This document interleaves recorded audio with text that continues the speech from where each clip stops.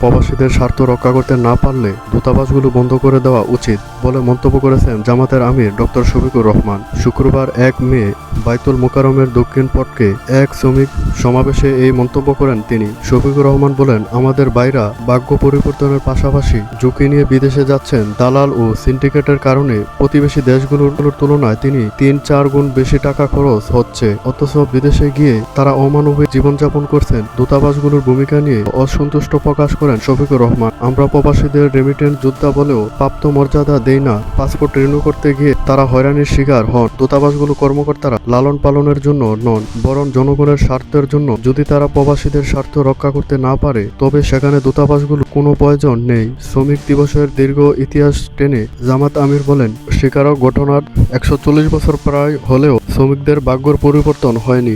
রাজনৈতিক নেতারা কেবল 1 মে হলে দর কষাকষি এবং শ্রমিকদের আন্দোলনকে রাজনৈতিক হাতিয়ার হিসাবে ব্যবহার করেন। নেতাদের ভাগ্য বদলালেও সাধারণ শ্রমিকদের কষ্ট থেকে যায়। মালিক শ্রমিক সম্পর্কের বিষয়ে জামাতের অবস্থান পরিষ্কার করে তিনি বলেন, শ্রেণী সংগ্রামের নামে মালিক পক্ষকে শত্রু মনে করা রাজনীতিতে বিশ্বাসী নই। মালিক না থাকলে শ্রমিক কাজ পাবে না। তারাই মালিককে শ্রমিকের উপর ইনসাফ তব করতে হবে এবং শ্রমিক নিরষ্ঠার সঙ্গে দায়িত্ব পালন করতে হবে।